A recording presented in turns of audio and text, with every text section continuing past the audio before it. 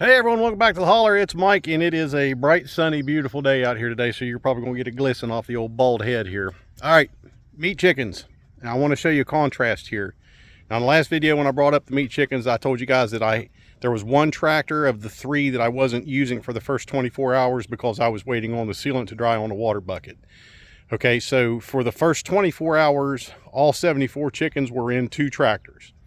Last night I came out, yesterday evening I came out, I moved the other meaties, separated them out between the third tractor.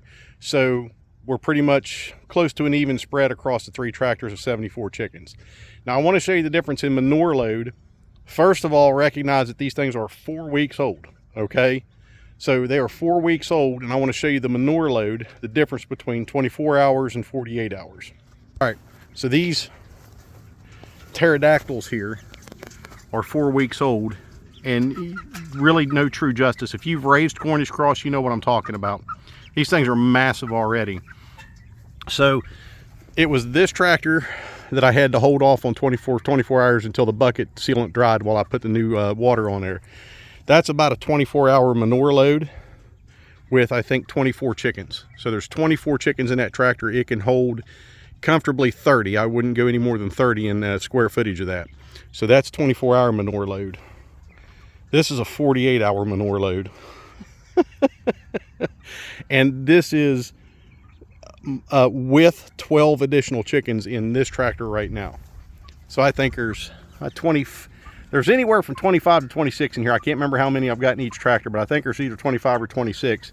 So there was 37 chickens in that one tractor, and that is a 48-hour manure load at 4 weeks. 24-hour, and the same over here, 48-hour manure load. And that is all manure. And you can see the height of the grass that they've got that built up in.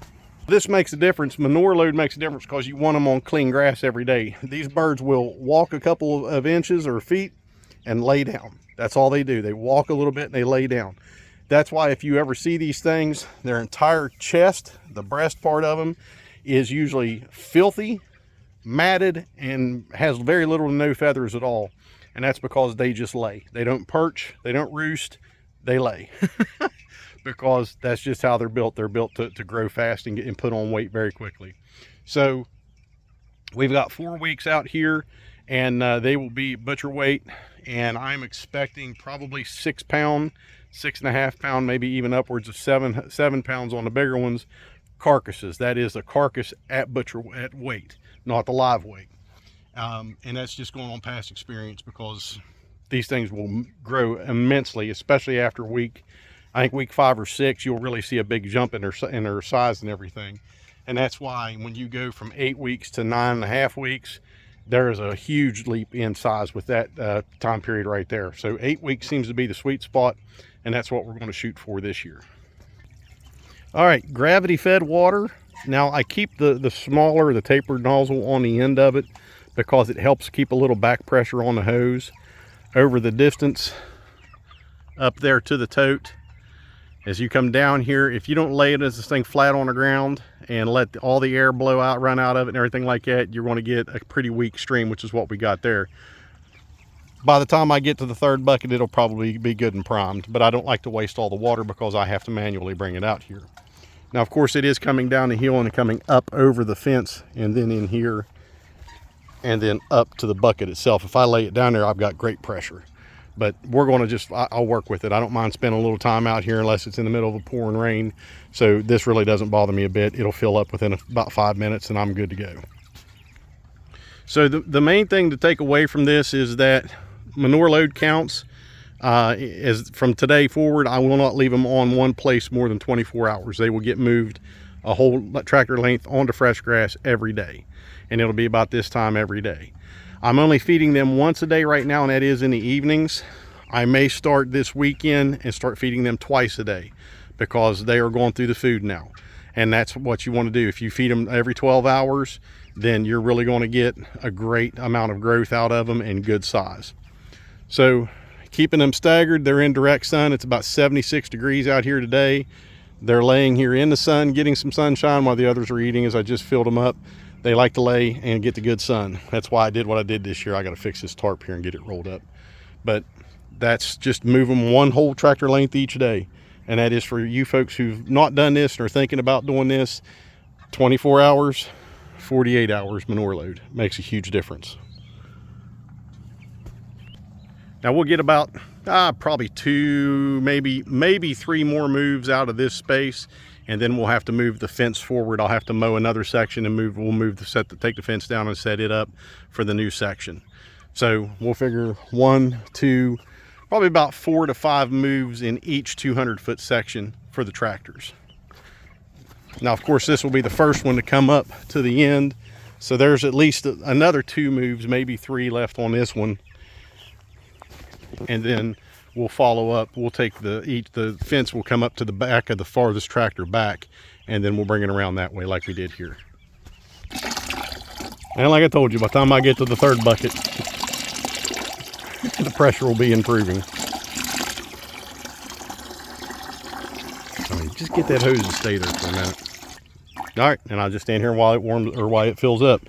Now this doesn't take, I can have everything done in 10 minutes or less. It's just a matter of coming in, moving the tractors forward 1 length, which you just easily pull right ahead by hand, and then filling up their feed. And I fill their feed up to keep them distracted. And then I'll come in and fill their water up in the meantime while everything else is done. And then all I got to do is shut the hose off, go up there and turn it off at the tank, and then go back here, climb out, and hit the button on the solar charger. Now there is a little work involved in this. The most amount of work that you're going to have in any of this is building your chicken tractors. That's going to take the longest amount of time. You can do one of these in a weekend, but it's usually a good full day. If you're going to put a full 8 hours in, you can have most of it done, but usually we can do it in a full weekend, and that is not spending 8 complete hours on them. So once you get this in place, it's just a matter of feeding, watering, and cleaning your chickens every day, and that's it. As they get bigger, they're going to be less maintenance once you get them out here, there's less maintenance, because all you have to do is once you get them out of the brooder, instead of cleaning your brooder and adding this and adding that and so much more deep bedding, you just pull the tractor forward. You let the poop get into the ground, let it bring the parasites in, and the worms and the flies and everything like that, and the insect load, and they're going to do their thing, and it's going to feed the soil, and you're going to have good nitrogen rich soil, and you're going to have hyper green, very, very dark green, beautiful grass afterwards. So that's it. It's like I said, it's your most amount of work goes into your upfront with building your tractors, and once you have that in place, it's not hard at all. And then comes processing day. Those are the 2 biggest days you're going to have with these chickens is the day you build the tractors and the day that you process them. All right, I'm going to get this filled up. I'm getting out of here. I'm going to enjoy the rest of the day. Guys, get and stay prepared. Stay free. God bless y'all.